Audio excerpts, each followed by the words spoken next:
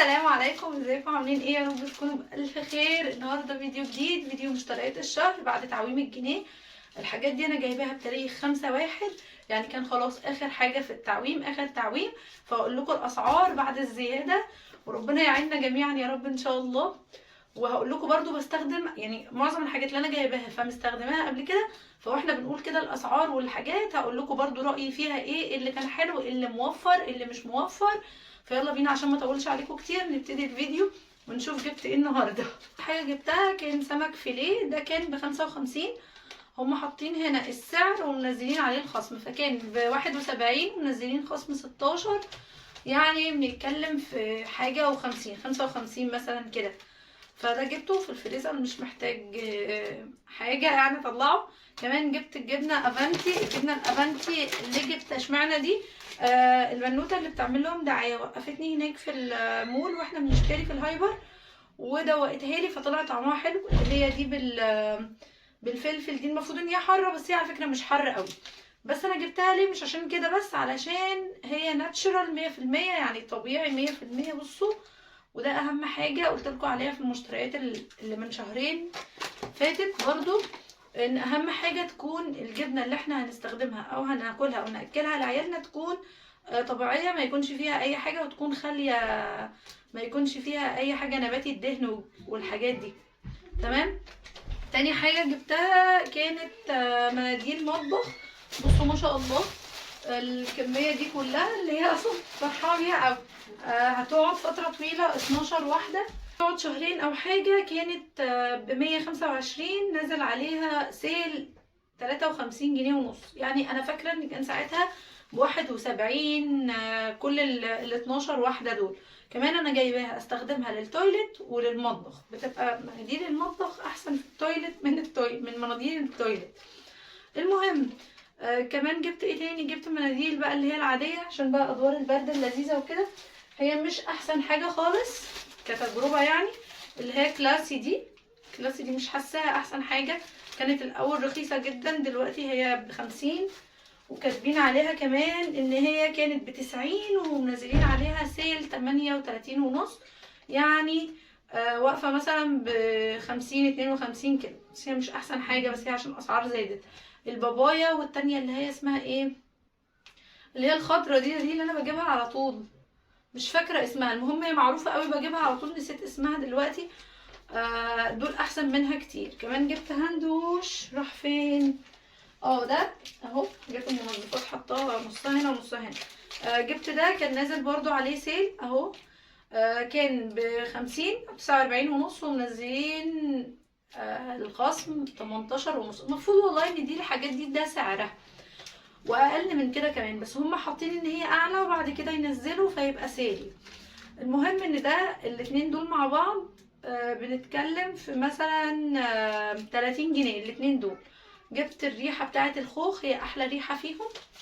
عشان تشموا وانتوا هناك اقول لكم على حاجة بسيطة.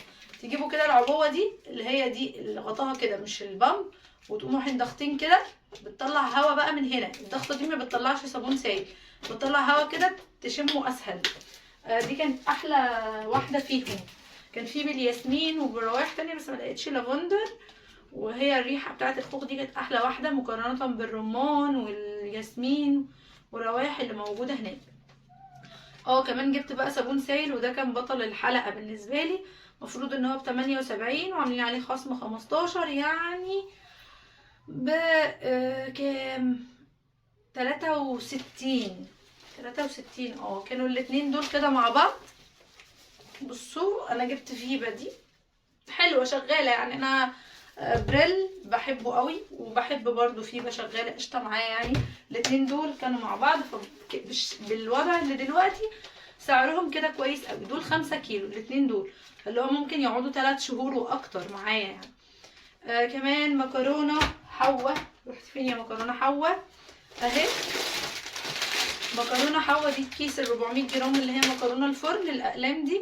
كانت ب9.25، منزلين عليها خصم بس ده على الكيلو، فهي كاتبين ان 9.25. تمام. كمان جبت اريال جل، بستخدم ده، بحب ريحة اللافندر وكمان اللي بالداوني حلو برضو، بس انا بحب اللافندر اكتر. دوت 2 كيلو كام؟ ده كام كيلو؟ انت كنت بكام يا سيدي؟ ده اللي انا بستخدمه على طول، انا بقى عندي زهايمر مش طبيعي. ده ال2 كيلو ونص، اللي هو كأنه ده ال2 كيلو ونص، تمام. 2 لتر ونص. بكام؟ ب113. كاتبين برضو ان هو كان ب140 او 139 ومنزلين منه 25. كمان جبت جبنه قريش من عندهم من هايبر وان، حلوه قوي قوي قوي، بتقعد كتير، معرفش ليه مش بتبوظ، مش زي ما بجيبها من اي حد يعني بتاع البان وحاجات حوالينا. بحس ان هي دي اكتر واحده بتقعد. القطعه دي 300 جرام ب 19 و27 قرش. انا في الفيديو ده مش بوريكم كميات، انا بوريكم كل حاجه حاجه واحده. يعني هل مثلا هو طبيعي او منطقي ان انا هعيش الشهر كله بكيس مثلا مكرونه حوالي 400 جرام؟ اكيد لا طبعا. بس ما بحسش ان الكميات هتفيد بحاجه. بحس ان انا اقول لك الاسعار واقول لك مثلا تجربتي مع الحاجه دي حلوه ولا لا وكويسه ولا لا، هو ده اللي هيفيد.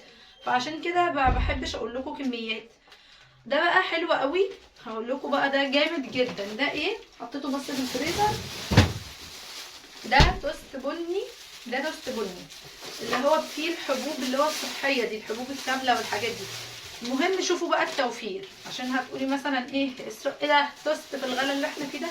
على فكره هو بالنسبه لي هنا العيش هنا مش زي عند ماما.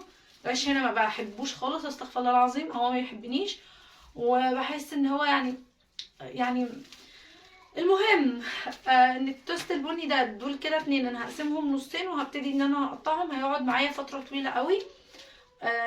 لما بتشتروا توست من اللي هو ريتش باك او اي نوع من اللي هي المغلفه دي، بتاخده مثلا بيبقى لحد هنا مثلا نص كده ده، وبيبقى اللي تحت بس مثلا تلاقوه ب29 وبكام و30، فده هيقعد معايا فتره طويله قوي وموفر قوي ما شاء الله. كل دي ب42 جنيه. اما نقطعها مع بعض في الفيديوهات بقى الجايه بتاعه ترتيب الحاجات دي والكلام ده هتشوفوا. حلوه قوي، عاجبني الموضوع ده. المهم ايه تاني؟ وصلنا فين؟ بسله 400 جرام ب16 وربع. والشاي الليبتون حطها في الفريزر. البسله الشاي ليبتون ده 400 جرام بقى ب52 جنيه ونص. ايه المهم زبادي المراعي 9 عليهم 3، اللي هو ده كده. كان كذا دكتور قال لي المراعي احسن من جهينة، رغم ان انا جايبه لبن جهينة عادي. المهم يعني ان هي كاتبين في الريسيت دلوقتي ب45 ونص. واللي شاف الفلوج بتاع المشتريات هيشوف ان هم كانوا هناك حاطين عليها على التيكت ان هي ب41. فهم غالبا في حاجات كتير هناك بيبقوا حاطين عليها عروض وارقام، وبعد كده لما بتروحوا بتلاقوا الارقام ازيد. برضو عاملين كده في البيض. كرتونة البيض هنا كاتبين ان هي ب95، انا في الفلوج شايفاها ب90، فكده برضو مزودين 5 جنيه في الريسيت عن هناك. دي الضحى اللي شاف الفيديو بتاع المشتريات اللي فات كان من حوالي شهر ونص، كان دي الضحى ده ب14 جنيه، دلوقتي هو ب26 جنيه، يعني زايد 12 جنيه، يعني زايد كأنه زايد كيس تاني، كيلو تاني. مش فاهمه برضو غلا ده ليه قوي كده الدقيق. لبن جهينة الواحدة ب26 جنيه. ده تقريبا 26 جنيه، ده من فترة قريبة خالص كان سعر اللتر ونص في جهينة. خلاص قلت لكم الجبنة القريش عايش فينو سوفت مش عارف ايه بكام، ب6 ونص. ايه تاني؟ مكرونة اللي هي دي جبت الملكة، كانوا عاملين عليها عروض ب8 ونص. دي 400 جرام اللي هي الخواتم عادي دي. والرز بتاع توب فاليو، رحت فين يا رز؟ الشهر المشتريات اللي فاتت انا بقى ايه، سألت واحدة هناك طنط يعني كانت واقفة بتشتري من الرز بتاعهم، بس تقريبا كنا في كارفور، فقالت لي ده بياخد مية وكده، فقلت لا ازاي، انا مستنية الضحى بقى والحاجات دي لما تنزل. بصوا عايزة اقول لكم ما لقيناش رز هنا في المدينة، وكل الناس طول النهار تكتب على الجروبات الرز فين، طب اجيب منين، طب ايه ده يا جماعة، هو الرز للدرجة دي؟ قلت يا ريتني جبته. فالمره دي جبت من بتاع هايبر ده توب فاليو، كان عامل 18 انا فاكره، وكان في نوع تاني اسمه المختار، بس انا حسيت ان ده لونه كده افتح يعني ابيض عن التاني، فجبت ده اجربه، وهبقى اقول لكم برضو تجربتي معاه ايه. بس انا قلت لا، خفت لاجي برضو ما لاقيش نفس الفكره. ايه تاني؟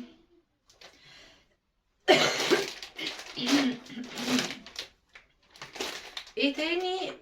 جبنه مطبوخه. والايام دي حاولوا تميلوا اكتر للحاجات اللي هي الطبيعيه المطبوخه دي، والحاجات اللي هي مكتوب عليها طبيعي، والسعر بقى زايد قوي. يعني دي جبنه مطبوخه بالرومي طبيعيه ب 54 جنيه. مش عارفه الجبن يعني جبنه عاديه والله، مش اي حاجه بقت كده ليه. المهم ربنا يعينكم ويقويكم ويقوينا احنا كمان، وما تيأسوش زي ما قلت لكم. ربنا هو اللي بيبعت الرزق مش احنا. مهما الدنيا غليت، مهما الدنيا زادت، هو ربنا برضو اللي بيبعت الرزق. فاحنا ما علينا غير اننا نسعى وناخد بالاسباب، ونزود مثلا شغلنا، ربنا يعيننا ويرزقنا، نزود عباداتنا، نزود دعائنا، وربنا هو ان شاء الله هيبعت لنا رزقنا. لان هو الرزق انواع، يعني في رزق مثلا لازم احنا نسعى له عشان يجي لنا، وفي رزق ربنا كده كده هيبعته لنا. ف هيجي لنا كده كده الرزق بتاعنا اللي واحنا قاعدين، واحنا نسعى كمان عشان يجي لنا الرزق بتاعنا اللي بالسعي، وربنا يوسع رزقكم جميعا يا رب، اللهم امين. كمان ايه؟ مكرونه سباكيتي لفي لفي زي ما اسيا بتقول الملكه. دي 400 جرام ب8.5 برضو. التونه، علبه التونه عادي جدا سانشاين عادي جدا ب33.5، كانت هناك ارخص من كده اصلا. ماشي. والهاينز بتاع كاتشب على مايونيز ده ب39، 38 و37 قرش. ده بيبقى حلو قوي في اي سندوتشات، في بانيه، في الحاجات دي كلها حلوه قوي يعني، على طول مجربينه. والبسله ب 12.95 برضو معلبه بتاع اكياس كده. والزيت بقى كان عليه حوار هناك، ده 2 كيلو عافيه عباد الشمس، بنطبخ بالعباد الشمس، والذره بيبقى للرش على اي حاجه، فانا ما برشش على اي حاجه غير نادرا، فانا جبت العباد بس. معظم استخدامي اصلا كان بيبقى سمنه بلدي، ومؤخرا بقيت الجا للزبده شويه. فده كان حلو لان كان زيت حلوه، كان ب110 او 108 حاجه كده. وزيت حلوه معروف ان هو اصلا للقلي، مش بقلل منه بس مش زي عافيه. فطالما الفرق مش كبير قوي، قلت خلاص اجيب عافيه، كده كده هيقعد معايا الازازه دي مثلا ممكن تقعد معايا شهرين او شهرين وشويه، فاللي هو تمام. كان قلت لكم السعر ولا نسيت؟ ب136.5. وصوص الباربيكيو ده جامد قوي، بكلمكم عليه على طول على انستجرام، وقلت لكم هنا على يوتيوب قبل كده برضو عليه. لما تكونوا بتعملوا همبرجر لحوم بتاع، بصوا بينقل الاكل في حته تانية والله العظيم بجد، كانكم بتاكلوا بره في مطعم بره يعني او حاجه. ده كان ب27. كمان ايه تاني؟ البقسماط المطحون، فين البقسماط المطحون اهو. ده بتاعهم هايبر وان، هما اللي بيعملوه. ده كان ب8.70 قرش. ممكن لو عندكم اي عيش فينو قدم يعني تنشفوه تعملوه، بس انا قلت اجيبه، ده برضو هيقعد عندي فتره طويله. يعني حاجه كمان حابه اقولها لكم غير موضوع الكميات، ان المشتريات دي انا مش لازم كل شهر اروح اجيب نفس الحاجات. انا بجيب الحاجات دي، المره اللي فاتت قعدوا معايا شهرين متخيلين، وابتديت بقى اجيب النواقص كده في النص. فدول برضو هيفضلوا عندي، اللي هينقص هبتدي ان انا اجيبه الشهر الجاي، مش لازم انا اجيب نفس الحاجات تاني. فحاجات كتير من الحاجات دي ممكن تقعد معايا مثلا شهرين، شهر ونص كده. ايه تاني ايه تاني ايه تاني؟ فانيليا بقى، جبت فانيليا وبيكنج باودر وخميره. ونواصل اسيا بوظت الكادر وبوظت كل حاجه. المهم والرينج لايت بايظ، يعني بصوا من كله استحمل بعضينا. فجبت فانيليا، كنت بوريكم الفانيليا والبيكنج باودر والخميره وكده، ولقيت هناك فانيليا بالبرتقال. فدي حلوه قوي، بتدي نفس ريحه البرتقال. لو انتوا هتعملوا كيكه بالبرتقال وكده، فناس كتير شكرت فيها، فانا قلت اجربها.